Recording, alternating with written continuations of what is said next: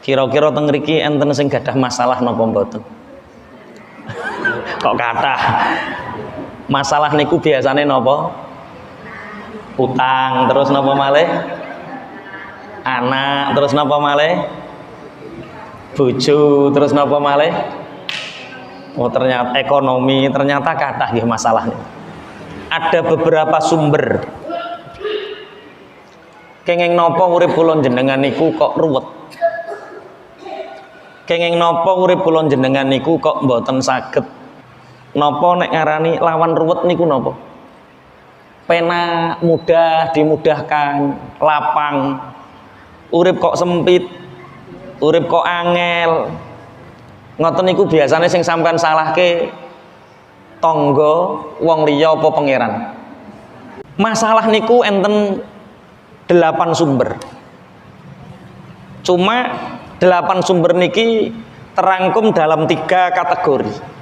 Jadi bagiannya dewi-dewi. Engko ayo digoleki awake iki, muga-muga kabeh lolos. Allahumma amin.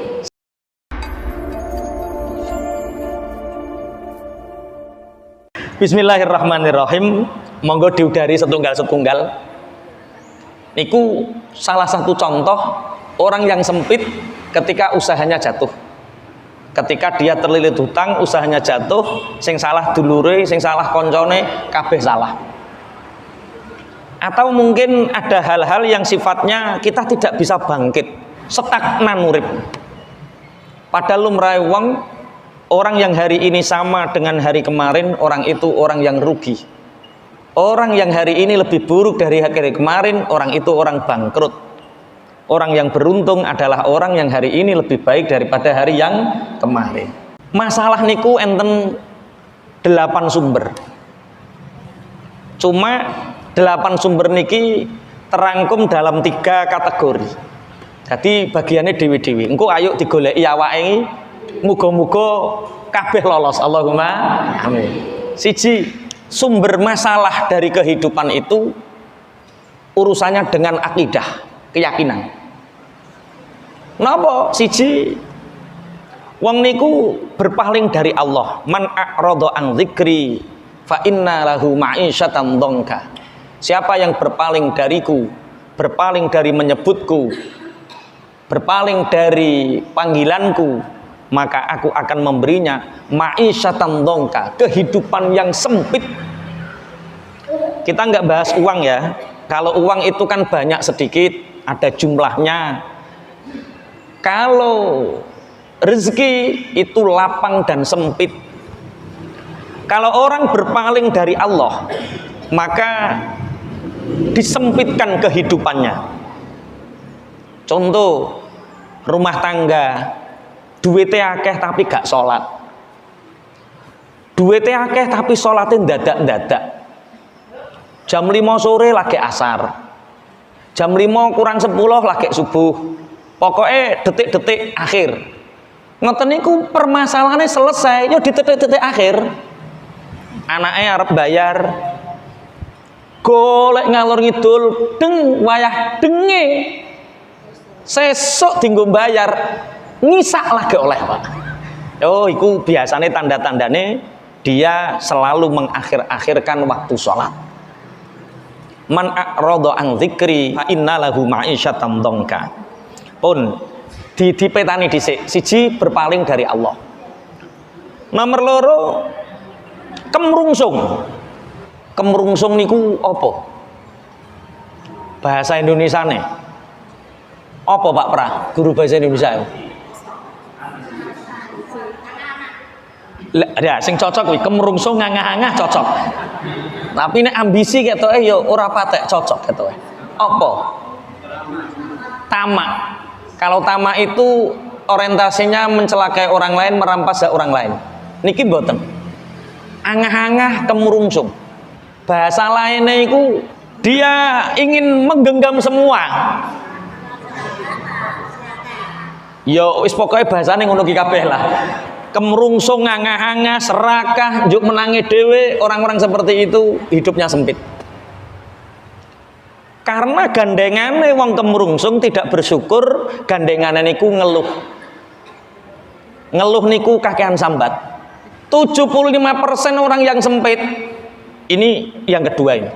Kakean sambat. Piye Kak? Mbah urip tambah angel ki piye? Terus Pak Jokowi ki piye to programnya Pak Jokowi salah. DPR ki urang genah, DPR salah. Kiai nggon kuwi ora mutu, kiyaine salah. Lurah ya ora melek lho. Lurah ra dimelekno. Dulurku bareng ngene iki ra sing perhatian, kabeh salah. Wong model ngene iki kok jumeneh lurah, presiden, kiai, kok jumeneh tanggane, bojo anak lho ora cocok. Ya salah kabeh. Ana sing model ngene iki duwe bojo, Mbak, Bu, enten sing bojo sing model ngono kuwi. Kabeh wong salah ngoten niku. Lah niku tandane kakean sambat. Wong kakean sambat niku kalih Gusti Allah akan diuji dengan kesempitan. Walaqad fatannal ladzina min qablihim fala ya'lamannallahu alladzina shadaku wala ya'lamannal kadzibin. Sungguh Allah telah menguji orang-orang sebelum kalian. Sing diuji kesulitan urip iku gak sampeyan tok, wong zaman biyen ya wis diuji. Kanjeng Nabi ya pernah mengganjal perutnya dengan batu.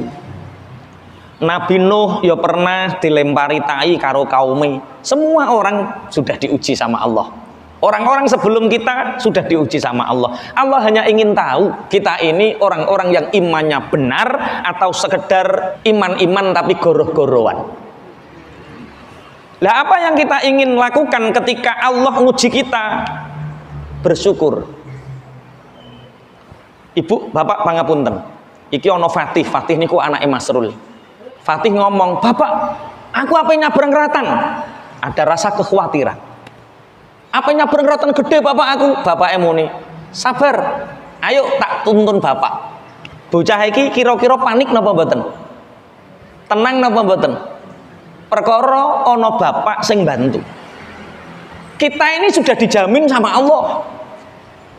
Kita ini sudah dikasih sama Allah, kita sudah dalam genggaman Allah, kita sudah ada dalam jaminan Allah. Lah kok sampean panik, sampean resah? Karo bapak sampean percaya, masa karo Gusti Allah kok ora percaya? Akhirnya terus kakean sambat. Tolong sing sambat-sambat mulai dikurangi.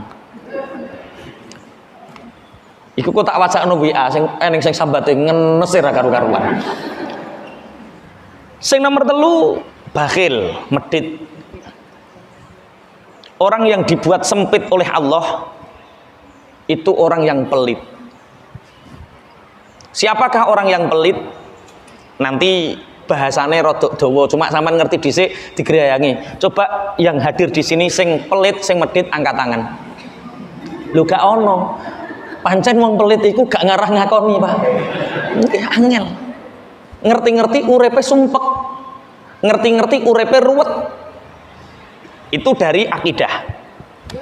Kesalahan-kesalahan dalam akidah.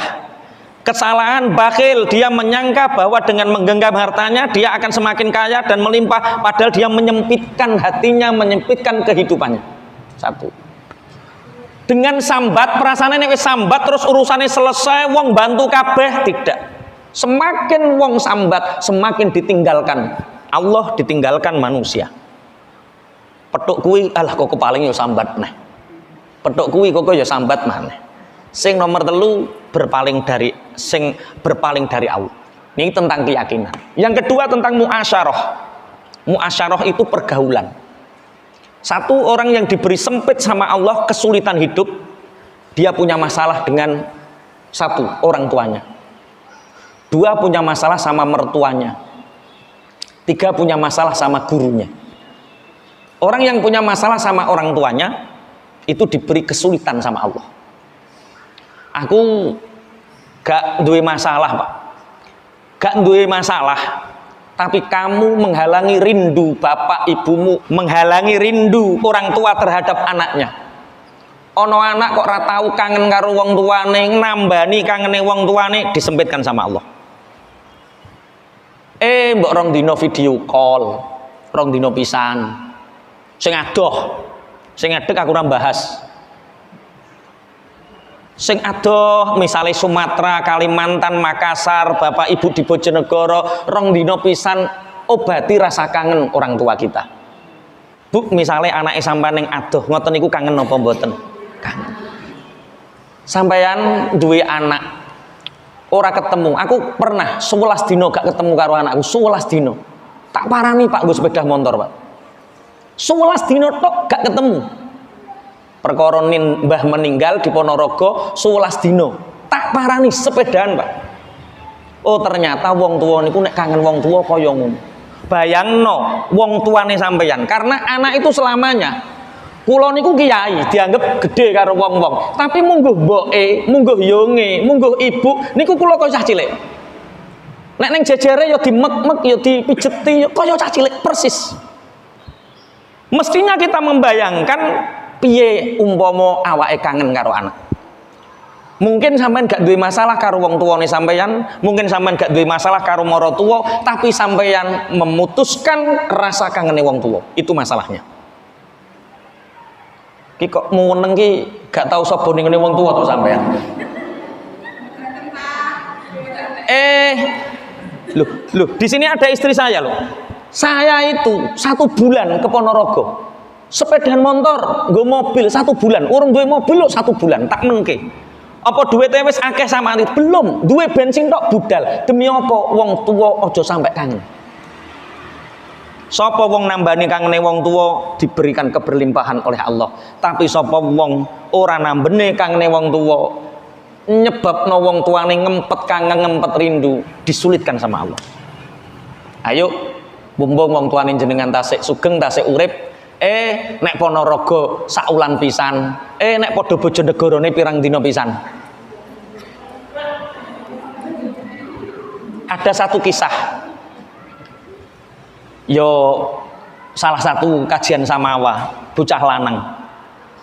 Pak Kiai, nek kula niku kalih tiyang sepah kula, kalih mbok kula oke Pak Yai. Dolan yo ben dina seminggu pisan. Lah masalahe opo? Bojo kula niku mboten purun kula jak. Bojo kula mboten purun kula jak. Masya Allah, ono mantu ngono kuwi ono. Itu menantu yang durhaka. Itu nek cara aku tak pegat, nek cara aku. Gelem anake gak gelem wong tuane, cara aku tak pegat. Soalnya mempertahankan kehidupan seperti itu orang ngarah berkah uripe.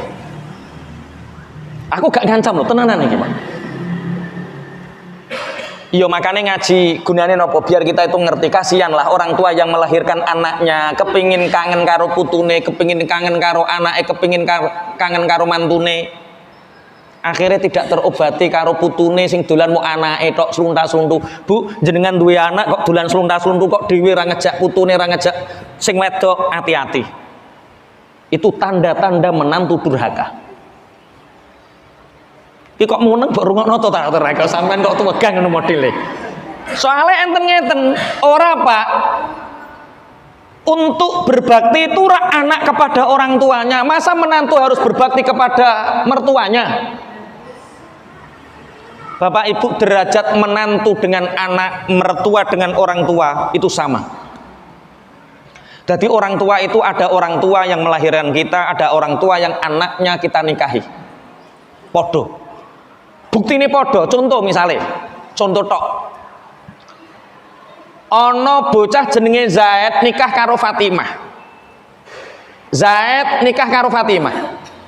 Dalam bab wudu, salah satu sing orang batalno min haitsun nasab.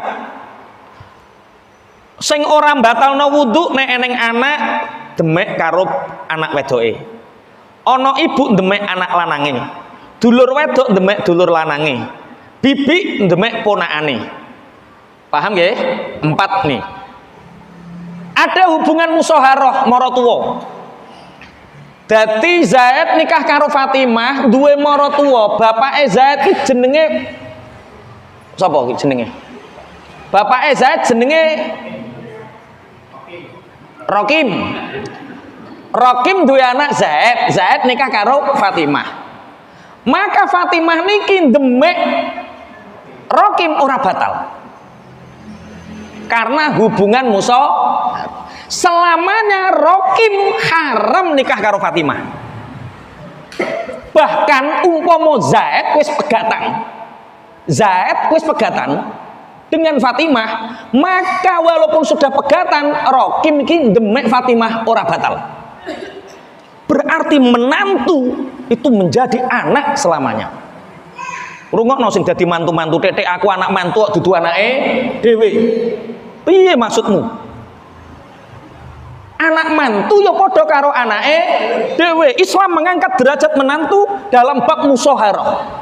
Musyawarah niku sampai demek wong tuane ora batal, sampai anake wis pegatan lah sak lawase jek ora batal. Bahasa ngeten iki saged dipahami. Wes sapa sing bedakno? Aku ki anak mantu ora anake dhewe. Piye maksudmu? Lah nek ngono terus bojomu muni, aku ya ora berbakti karo wong tuamu, wong aku anak mantu kok. Wes, satu durhaka. Nomor 2, qati'ur rahim. Anda punya masalah dengan saudara, Anda punya masalah dengan Pak D, Pak Le, Anda punya masalah dengan saudara kandung, minsanan mindoan. Ketika Anda punya masalah dengan mereka, segera benahi. Kalau nggak dibenahi itu akan menyulitkan hidup kita. Yang ketiga, zalim. Zalim itu merampas hak orang lain, menyakiti hati orang lain, itu menyulitkan hidup. Zaman SMP tahu ngamplengi wong, ngono ki ndang njaluk sepuro. Soalnya gedene iku ngrepoti awake. Zaman STM jotosi wong, lah iku goleki sapa sing tau kok jotosi njaluk sepuro. Sing guyang-guyu tahu sekolah STM to sampean. Nggih, iku zalim. Terus yang keempat, riba. Ini yang hubungan muasyarah. Kenapa riba termasuk muasyarah? Karena riba ini sifatnya mencekik.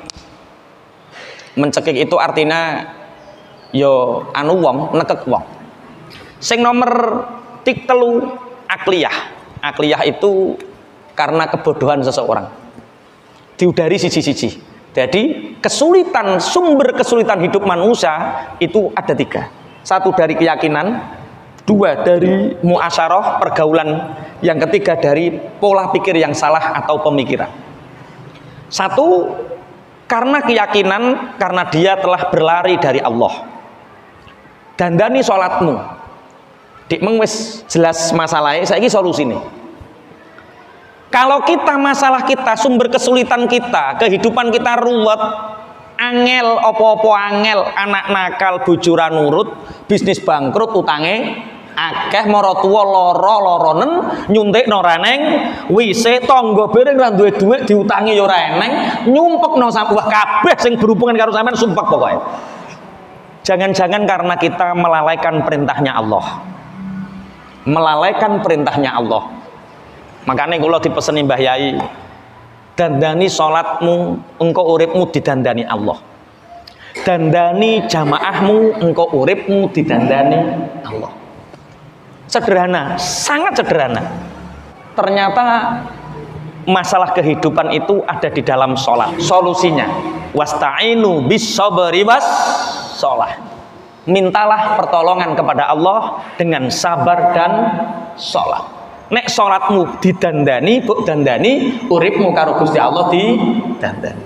Nek jamaahmu buk apii, engko kehidupanmu karo Gusti Allah di apii.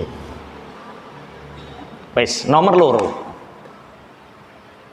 2. Karena kemrungsung, angah-angah, tidak bersyukur, seneng sambat. Iki mental iki kudu dirubah. Sayyidina Umar bin Khattab ketika ketemu orang ditanya, kaifa hal ya Amirul Mukminin? Bagaimana kabar engkau wahai Amirul Mukminin? Jawabnya Sayyidina Umar, raditu billahi robba wa bil islami dina wa bi Muhammadin nabiyya. Pokoknya nek Gusti Allah cek pangeranku, Nabi Muhammad nabiku, agama Islam agamaku, semua baik-baik saja, nggak ada masalah apa-apa. Itu bukti bahwa sambat iku aja sampai. Pak Wahyu pripun kabarin jenengan? Sae Ustaz, alhamdulillah, tapi bisa neng tapi nih bisa. Wes iki tapi nih kok gak luwih akeh. Tapi masya Allah Pak Yai, anak kula niku ngeten, bojo kula niku ngeten, mertua niku ngeten, tangga kula ngeten, penggawean kula ngeten, wes Mas. Lah, tapi nih lho kakean. Pripun Mas Wahyu kabare? Alhamdulillah bi khairin wa afiyah. Titik wis aja eneng tapine. Tapine simpen ning ati, engko wayah sujud brolno. Kira-kira wong ngoten niku kathah tapine to kathah alhamdulillah. Tapi makanya kita latih. Kula biasa nek kumpulan karo Mas Wahyu karo Pak Prabiasa. Alhamdulillah tak banterno biasa. Sing sering kalih kula mesti enten apa to moro-moro kok alhamdulillah. Jangan anggap alhamdulillah itu untuk menutupi kesedihan hati, bukan. Alhamdulillah untuk melatih bagaimana hati selalu ridho terhadap apa yang terjadi. Alhamdulillah. Wes urip ojo kakean sambat. Perkara semakin sambat, semakin diuji, semakin sambat iku semakin angel. Sampean dadi guru. Terus muridnya dikek ujian. Pak Guru, masa kok Pak Guru protes ae. Kira-kira gurumu iku murid-murid kok seneng kira-kira. Nek tambah dicetok to sampean. Bocah kok meneng bae to. Sampai nek dikei ujian karo Allah, dikei soal karo Allah, lakoni, kerjakan, wis ora usah sambat, ora usah protes. Makanya kula sering, Pak Yai kenapa bisa seperti ini? Karena kamu belum selesai dengan dirimu. Bagaimana engkau bisa menyelesaikan orang lain, wong kowe kurung selesai karo awakmu dhewe. Kuncinya satu, bersyukur itu lawan dari kakean sambat. Syukur. Sing nomor 3 bakhil. Wala yahsabannal ladzina yabkhaluna bima atahumullahu min fadlihi huwa khairul lahum bal huwa syarrul lahum. Jangan engkau sangka harta yang kamu genggam itu lebih bermanfaat untukmu. Bal huwa syarrul lahum. Harta yang kamu genggam itu buruk untukmu. Ini ancaman bagi orang-orang yang pelit. Orang pelit itu zakatnya 2,5%, itu orang pelit. Bakhil itu 2,5%. Loh, wong wis zakat wis infak 2,5% kok bakhil? Itu ukuran minimal kebakhilan seseorang. Kok guyu to sampean? Lagi kroso to sampean? Lah nek ora ngetokno 2,5% itu syuh. Dadi ana bakhil, ana syuh. Ana wong sing ngetokno kanggo awake dhewe tapi moh ngetokno kanggo wong liya. Contoh, ibu-ibu ayo tuku bakso. Sak porsi piro? Sak porsi 10.000. Ya monggo dhuwit 10.000 tok, Pak. Pokok wayah bayar nyoh ya, liyane bayar dhewe-dhewe urun 10.000. Wi bakhil. Ana wong sing tunggu bakso ya ning tining pita-pitu ya mangkat ora nggo dhuwit. Kira-kira nek wayah ape ning kasir mlebu toilet ki dibayari torung ya dibayari torung. Kira-kira nek wis dibayari metu kuwi jenenge syuh. Wong lanang iki contoh sing paling gampang contonan iku rokok. Misal nek syuh rokok nggawa sitok sakler dimpak-empak dewi. Pokok nek kancane ngetokno ya melok mek, itu syuh. Tapi nek ya doyan rokok ora tau nggawa rokok, nek kancane ngetokno njukuk iku bakhil. Paham bedane ya? 2,5% itu ukuran bakhil. Nek sampean kepingin terurai sedekahe luwai saka 2,5%, ben ora diarani bakhil. Gak patek cocok nek bahas ngene iki ora patek cocok. Samawa rumah tangga ndang salah sijine medhit lara, Pak. Sing lanang medhit, sing wedok lara sak anake, sing wedok lara, sing lanang lara sak anake, Pak. Dadi wong medhit membawa malapetaka. Anak jaluk pentol dicethoti sampai jaler kabeh. Gara-gara ibuke medhit. Ya Allah, ya Rabbi ya Karim. Bojo tuku pindang dilirik karo sing lanang.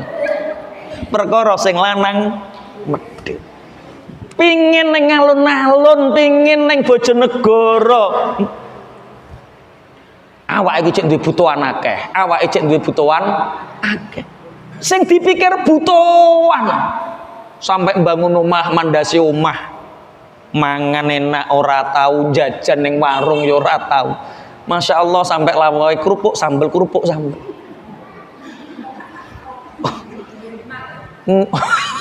Nikmat piye loro. Diterusno yo lambung kok. Nikmat piye. Insyaallah. Makane ayo sepakat rumah tangga itu kalau ingin bahagia termasuk salah kuncinya adalah saling dermawan. Dermawan dengan boros itu beda. Pelit dengan ojo gemi to, nek gemi mirip-mirip irit. Hemat. Pelit dengan hemat itu dua hal yang berbeda. Piye nek bedakno engko ana hitung-hitungane dhewe. Sesuai dengan ukuran takaran masing-masing.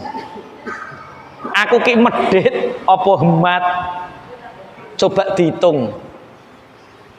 Untuk belanja berapa, untuk tabungan berapa, untuk rihlah berapa. Kalau 5% infak zakat, maka rihlah juga 5%. Rihlah niku jalan-jalan, ngejak anak bojo. Harus ada anggaran sendiri jalan-jalan karo bojo. Saking medite wong lanang, bojo sing wedok dijak mikir butuhan utang, anggaran jalan-jalan baber pisan rane. Urip ngono kok ayem kondi. Pojokan alun-alun ra roh. KDS ora roh. Bravo pindah lho ra roh. Loh, bravone pindah to. Ya Allah, aku dek biyen kok ning kono. Lah wis 20 tahun. Ya Allah, ya Rabb ya Karim. Pun aja sampai duwe bojo medhit. Bismillahirrahmanirrahim. Itu yang akidah. Kemudian yang muasyarah, yang pertama adalah kesulitan kehidupan kita itu kadang karena kita menyakiti hati orang tua. Durhaka sama orang tua. Bapak Ibu pangapunten, kesempatan kita untuk berbakti kepada orang tua itu tidak sebanding dengan apa yang telah diberikan orang tua kepada kita. Orang tua kita yang hari ini sampean remeh sehat, arep jengo alah ijek sehat, arep moro alah ijek iso nyambut gawe dhewe, arep ngekeki dhuwit alah wonge jek iso mekaya dhewe, pangapunten. Itu tidak berlangsung lama. Penyesalan besar akan terjadi ketika kita merasa bapakku dinane jek baik-baik saja lah kok saiki hidup-hidup kapundhut. Itu penyesalan terbesar seorang anak ketika Allah memberikan kesempatan kita waktu untuk berbakti, kita tidak melakukannya. Mumpung orang tua kita masih hidup, apa yang membuat mereka bahagia, bahagiakan. Ono wong tua ayeme nek lewat duit, kei duit. Orang tua saya itu jahat Pak Kiai, mertua tahu saya itu jahat, saya kasih berapapun tidak membuat ridho. Kasih saja. Ridho dan tidak itu hubungan dia dengan Allah nanti. Al jannatu tahta aqdamil ummahat. Penyakitnya orang soleh itu tazkiyatun nafsi. Penyakitnya orang soleh itu merasa lebih baik daripada orang tuanya. Surga berada di bawah telapak kaki ibu. Itu ibu yang bagaimana? Apakah seorang ibu pelacur di bawah kakinya masih ada surga? Ibu kita rentenir, apakah di bawah kakinya masih ada surga? Ibu kita orang zalim, apakah di bawah kakinya ada surga? Enten apa mboten, Bu? Ibu kita seorang pelacur, di bawah kaki pelacur ada surga apa tidak? Surga. Bagi kita surga. Hubungan dia pelacur itu hubungan ibu dengan Allah, bukan dengan kita. Seorang pelacur pun ibu kita masih punya kewajiban untuk berbakti, karena surga berada di bawah telapak kaki ibu. Siapapun ibu kita, pelacurkah, kafirkah, atau orang yang zalimkah, rentenirkah, itu tidak kita pedulikan, karena surga tetap berada di bawah telapak kaki ibu. Tidak peduli ibu siapapun.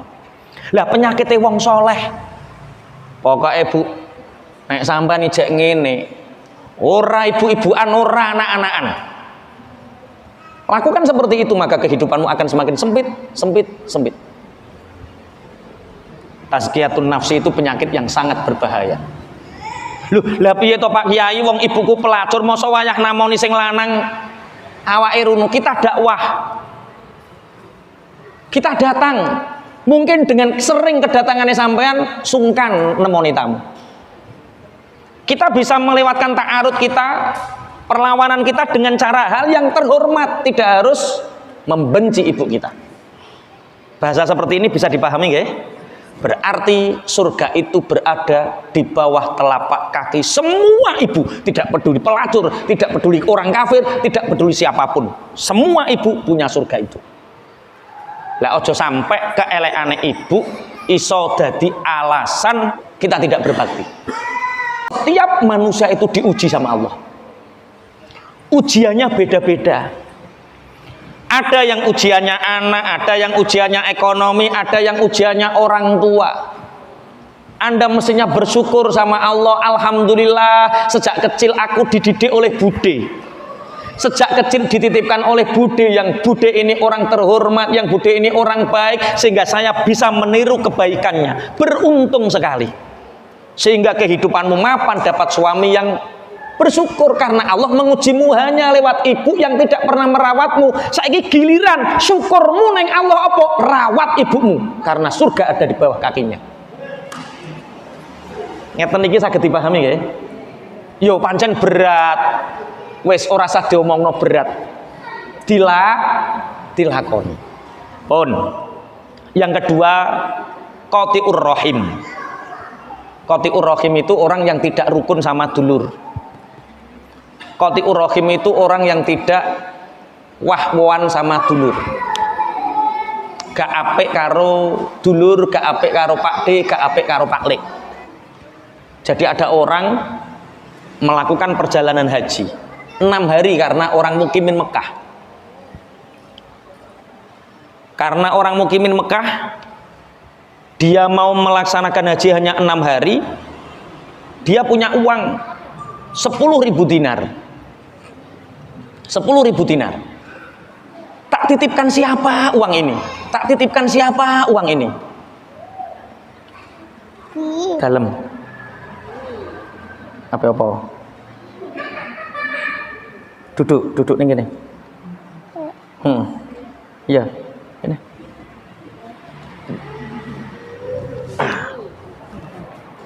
Apa? Barhut. Oh ya, saya punya temen yang amanah bisa dipercaya. Mas, ya Kak, aku mau berangkat haji hanya 6 hari. Lalu aku titip uangku Kak 10.000 dinar. 1 dinar itu 4 gram emas. Kalau 4 gram kali 10.000 berarti berapa?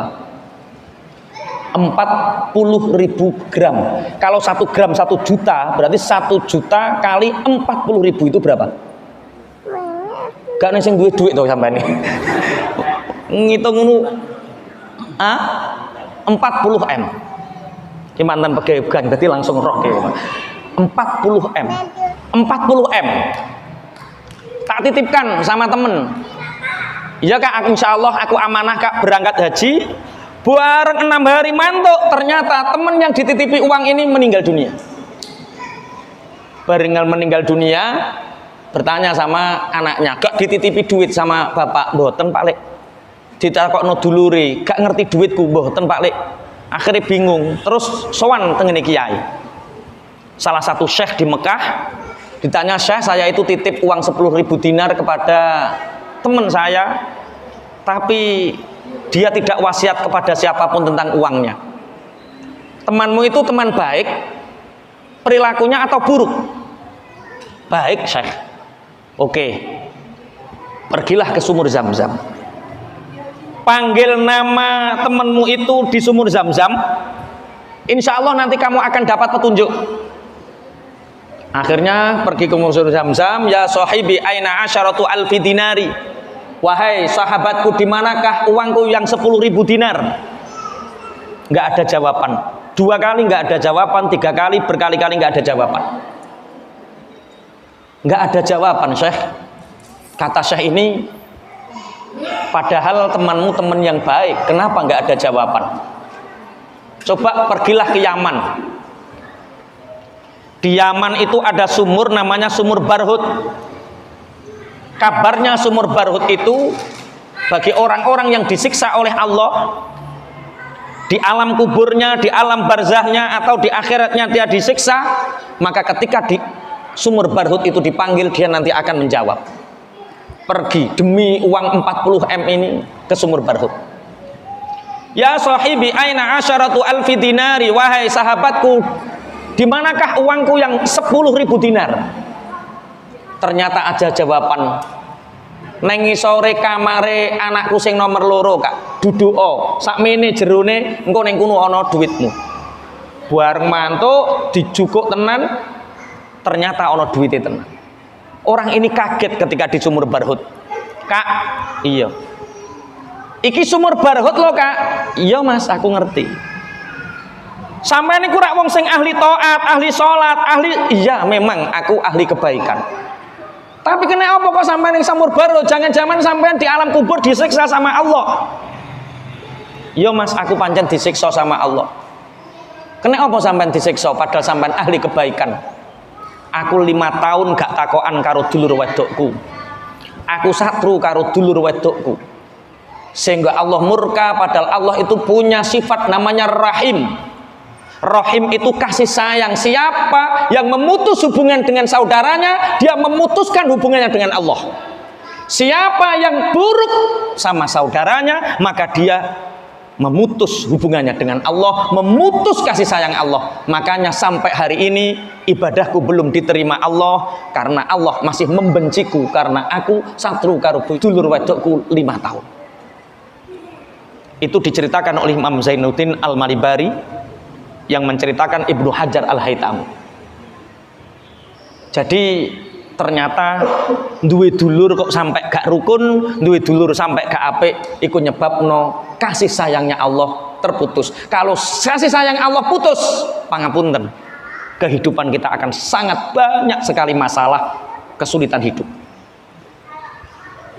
Ki kok meneng ki angen-angen dulur sing ndi sampean? Modele. Oke, sing nomor 1 durhaka, nomor 2 qati'ur rahim, nomor 3 masalah zalim. Zalim itu merampas hak orang lain. Tentang harta, Islam mengajarkan kepada kita untuk ithar. Ithar itu untuk harta kita ngalah orang lain dulu. Kita nggak dapat nggak apa-apa, wong duit wae. Tapi untuk akhirat kita harus yang ada di depan, itu ithar. Makanya wong zalim merampas hak orang lain, itu semakin dia zalim, maka semakin sempit kehidupannya. Begitu juga tentang riba. Riba niku duit mana niku. Orang yang semakin bermain riba, maka hidupnya akan semakin sempit. Sing diling-iling muk tanggalan terus. Tanggal piro to dik? Tanggal 17. Walah wayahe. Wayahe. Lho saiki wis tanggal 18 kok Mas. Lho kliwat. Aduh didenda berarti. Ribet. Yang ketiga, masalah kebodohan. Kenapa orang bisa sumpet? Sumber masalahnya banyak karena saking bodohnya dia tentang ilmu agama. Makanya Bapak Ibu pangapunten, nate kula critakake ana wong sowan ning nggone kiai. Pancen kiai niku ora tahu sekolah psikologis tapi nek wong susah sobone kiai. Gak tahu sekolah ekonomi tapi nek wong kebelut utang ngorone ning nggone kiai. Eneng wong kecolongan montor padahal kiai ora tahu. Dukun yo ora tahu, tapi nek montore ilang njaluk dudono kiai. Terakhir kiai kuwi sapa? Datang Pak Kiai. Kula niki kurang nopo Pak Kiai, urip kula kok susah ora karu-karuan. Lah pripun to, Bu? Anak kula niku nderek pang Pak Kiai. Wis. Anake nderek pang. Bojo kula ketut babon Pak Kiai. Wis. Terus omah kula disita bank. Wis. Terus wong tua lara ben minggu nyuntikno. Wah wis. Kira-kira sumpek nemen apa mboten niki? Niku pripun Pak Yai kula nyuwun omben-omben. Nyuwun suwuk. Akhirnya karo kiai iki dikei banyu sak gelas. Dikei uyah sak gegem. Diudek. Monggo Bu jenengan unjuk niki pun disuwuk. Diombe gaber-gaber. Wong uyahe sak gegem, banyune sak gelas. Sampun Pak Yai. Dereng benjing ngriki malih tasih enten riyadhah. Riyadhah napa? Riyadhah ngajar nepsu, benjing ngriki malih syarate siji. Napa? Nggawa uyah sak-sak. Walah, wong sak gegeme gaber-gaber apa nek sak-sak. Ki nek dikongkon ngentekno repot. Monggo Bu dibeto. Lah teng pundi Pak Yai? Teng waduk enten banyu waduk ngoten niku. Bening disoki uyah. Kon ngombe banyu waduk rasane pripun Bu? Tasik seger Pak Yai. Enak ya iya enak. Uyah kuwi masalah. Banyu iki ilmumu. Masalahmu iku cilik, sak gegem cuma ilmumu sak gelas, mulane kowe krasa gaber-gaber. Masalahmu najan sak-sak, tapi nek ilmumu sak gawan, ilmumu sak waduk, rasane tetep seger.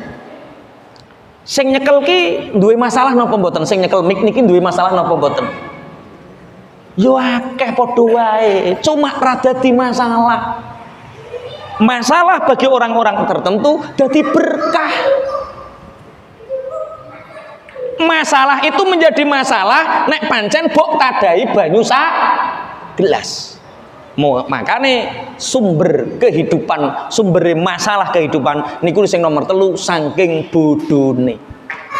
Nabi Sulaiman niki nate dipilih kali Gusti Allah khuyira Sulaiman bainal mal wal mulki wal ilm.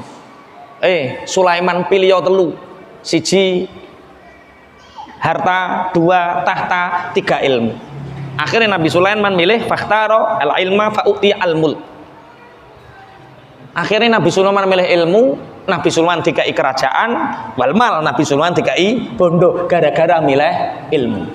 Jadi ana wong sumpek urepe ruwet sempit itu masalahnya gara-gara kurang ilmune. Nah niki terbanyak. Wingi enten tiyang cethake Blitar ngriko. Nginep neng pondok. Nginep neng pondok pagi tak temui. 1,5 jam tak temui. Cerita kula ngeten tak rungokno. Terus kula paringi ngeten jenengan ngeten wis. Jam 8:30 dodok omah neh cerita sing critakno padha persis. Wis iki walah piye iki aku. Jam 10:30 cerita neh sing diceritakno padha persis. Walah iki lah masa dikai solusi ping pira-pira ya ora ngarah selesai karena bodoh. Akhirnya nek wong ngeten iki tak celukno Pak Lasuri karo Pak Cakwin. Kon merem ditaping mari dek Pak. Dikai ilmu pun mboten masuk. Nggih.